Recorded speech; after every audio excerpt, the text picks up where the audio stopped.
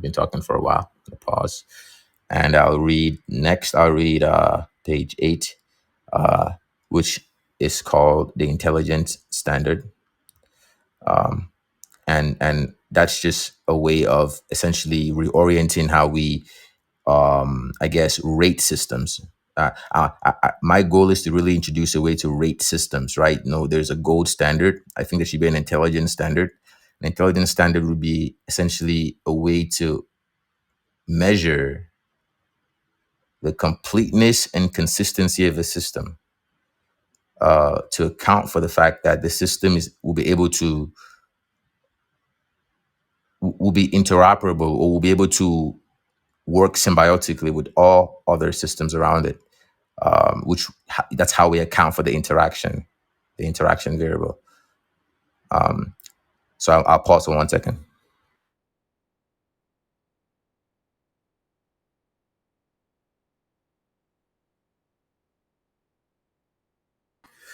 Okay, back. Okay, so the intelligence standard. So the equation presented in the publication is equivalent to the gold standard or other historical anchors, where monetary value was pegged to something with intrinsic value to avoid the perils of inflation and deflation. In essence, because the equation presented in the publication is the blueprint of nature itself, all systems pegged to this abstraction will theoretically be anchored to this Genesis block, uh, if that is, in fact, the Genesis block or the zeroth block of the universe. Um, so we will coin this the intelligence standard. And because biological systems, human systems, are also intelligent systems, this would mean that our interactions also can be fundamentally modeled or defined by this fundamental abstraction of this equation. Um, so essentially, this asset is going to be um, um, um, a North Star. Is going to reorient how we perceive nature itself.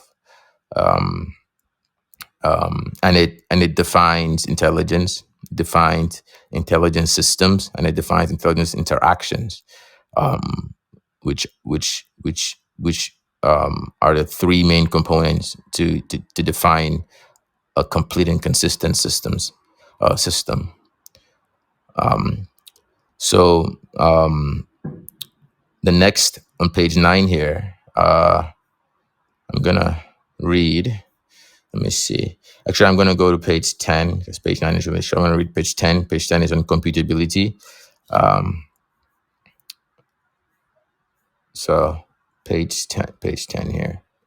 So computability. In 1931, Kurt Gödel published his first incompleteness theorem, and he changed logic forever. Gödel's first incompleteness theorem stated that no single formal system could completely define all mathematical truths, and that physical theories depend on mathematical theories, which are incomplete because they contain unprovable statements. So essentially what Gödel is saying here is that math itself is not going to be, mathematics itself is not going to be suitable to even measure the totality, or the totality of the universe or nature, whatever you want to call it, because math itself is discrete.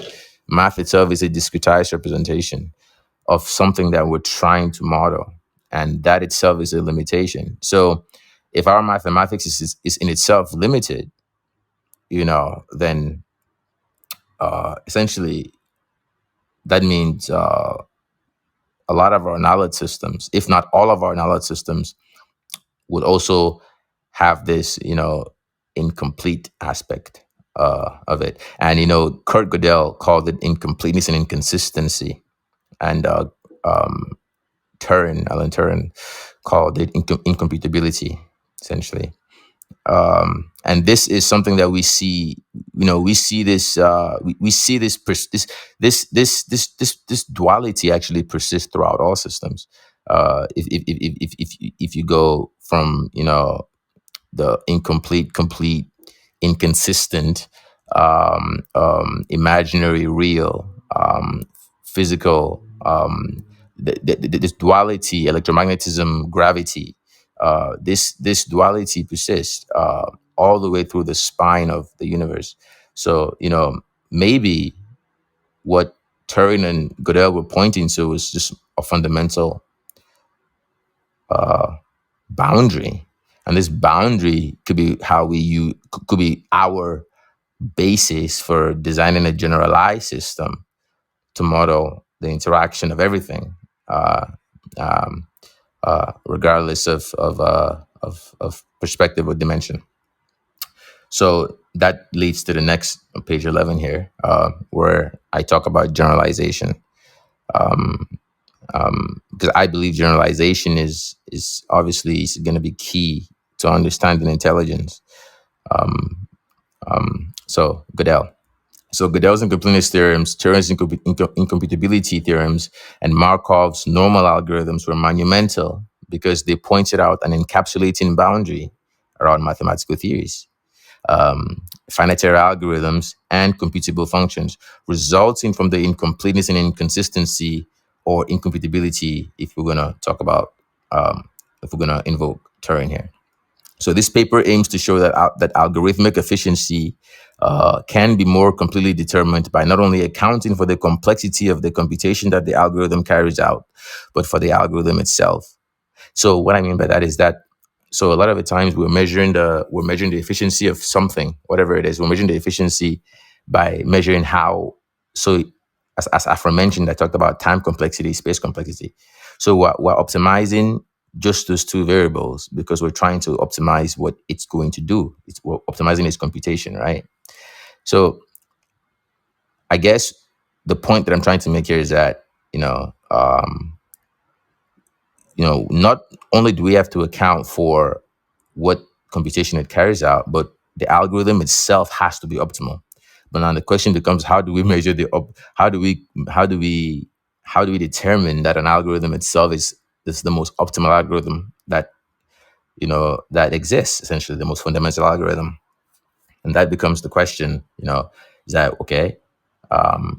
You know, how do we essentially define generalization? What is generalization? What is, you know, um, you know, can generalization solve abstraction? And because of course abstraction is going to be a main part of intelligence also, right? Is if we generalize, can we then abstract? Because if we can abstract, then we can essentially reverse engineer uh, um, uh, a lot of different complex systems, even if it's at a low level or at a high level, like biological systems, for example. So this means that a formalization of generality has to be measured in two directions. So it means that it must be the most optimal abstraction, as well as also exhibit the most optimal efficiency in computation. So we have to look at it. And I think that's one of the issues with a lot of the our perspective today. It's so utility focused. It's a utility perspective that we forget to account for the fact that it's not just the problem that we're trying to solve. We have to optimize just the way we even think about the problem itself, which is where the whole generalization problem comes, which hasn't been solved yet, from my understanding. Um, I mean, I think I solved it, but academia it hasn't been solved yet to them. So the next one is page 12, dimensional complexity, and this is where this is. So the first couple pages were just me introducing the concept, but I think I started getting a bit deeper as we go. Um, so dimensional complexity, page 12. So how do we compare algorithms to measure their efficiency? Typically, algorithmic efficiency is measured by complexity. Computational complexity can be measured in space and time, as I've mentioned. Space complexity denotes space required for execution, and time complexity denotes the number of operations required to complete execution. So time complexity is measured by the number of iterations it takes for an algorithm to execute. and space complexity is measured by the amount of memory or space required for the algorithm to execute. So theoretically speaking, minimizing time complexity and space complexity should increase the efficiency of an algorithm. We would assume, right? And I think that's we've we all agree that yes, if we optimize time complexity, optimize space complexity, we should increase the efficiency of the algorithm, right? We agree. Okay, but now going back to what I said previously, those two variables only account for the computation that the algorithm is carrying out. We haven't yet accounted for uh, the, the the dimensional complexity, which is what I introduced here. We haven't yet accounted for the actual fundamental algorithm that defines the problem, right? So we're just solving on. So essentially, what's happening here is that we're accounting just for on the right side. We're accounting for the right side of the equation, and we're optimizing that, but we're not optimizing on the left side, and that that that's what creates the inconsistency. That's what creates inconsistency. So even though we can get some pretty, useful models by optimizing those two fundamental constraints only, right? As complexity grows, as systems grow, we start to see that by not accounting for that fundamental baseline algorithm, the system itself starts to essentially uh, how do I call it? It starts to grow in dimensionality, or it starts to grow farther and farther away from that origin, or it starts to lose connection, essentially. And that's why systems collapse. They get more and more disconnected from that original algorithm that gives the rules of how it should interact, emerge, and evolve. So theoretically speaking, minimizing time complexity and space complexity should increase the efficiency of an algorithm. With this understanding, we can deduce that the optimally efficient algorithm has close to zero time complexity and zero space complexity. So, like I said earlier, if we're going to optimize space and time complexity, then it means that the most optimal algorithm is going to require no time and no space. So from a theoretical perspective, even if it's not even if it cannot be replicated experimentally, theoretically speaking, the most optimal algorithm, at least on the right side, when it comes to the computation that's going to be carried out, has to have the least amount of space complexity and time complexity, which in this case we're going to put those as zeros. So zero time complexity, zero space complexity will give you the most optimal computational the computation uh, uh, algorithm, but we haven't yet accounted for the other side of the equation, just the right side. So this means that so with this we can deduce that an optimally efficient finitary algorithm has zero time complexity and zero space complexity and an infinite dimensional complexity. Thus, finitary algorithms have dimensional complexities that are less than infinite. So what I mean by finitary algorithms is basically when the moment an algorithm is going to do a computation, the moment it's going to do a computation, the algorithm becomes a finitary algorithm. And finitary algorithms, the moment an algorithm becomes finitary, it becomes post-emergent. So it becomes post-emergent, and then its space complexity and dimensional complexity are now not going to be are not going to be zeros. They're going to be higher, right? And then the dimensional complexity is what's going to also change, because that's going to go from infinity to something that's less than infinite. So, like I said earlier, finitary algorithms are useful for solving problems, but there is no fundamental algorithm that we use to compare finitary algorithms to.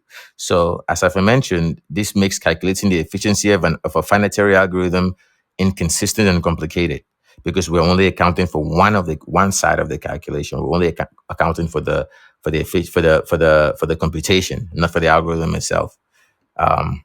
So a system outlined by Kurt Gödel, measures the algorithm by their completeness and consistency. And on his paper on formally undecidable propositions of Principia Mathematica, blah, blah, blah, Gödel outlines his two theorems of incompleteness and inconsistency, which I talk about here. So you can read that.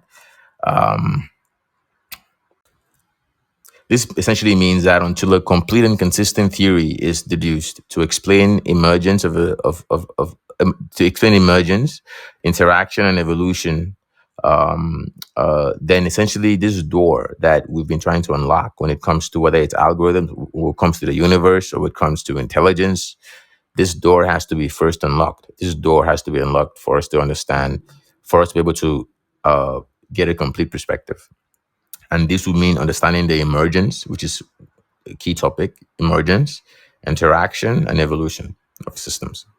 So essentially, if the governing rules of all algorithms are infinitary, then the hypothetical question that Gödel will ask is which algorithm is most complete and consistent? Which is how do we model the most complete and most consistent algorithm? Is the question that we have to ask ourselves here. So this paper aims to show that finitary algorithms are fundamentally incomplete and inconsistent. So this means that all the AI systems that we're building today are there. There is there's a fundamental flaw. I don't want to use the word flaw. It's a has connotations to it, but there's it's not tethered. It's not tethered to this fundamental algorithm. So we're going to experience a lot of inconsistencies in the future if we're going to use those as the foundation of our civilization, which I don't think we should, of course.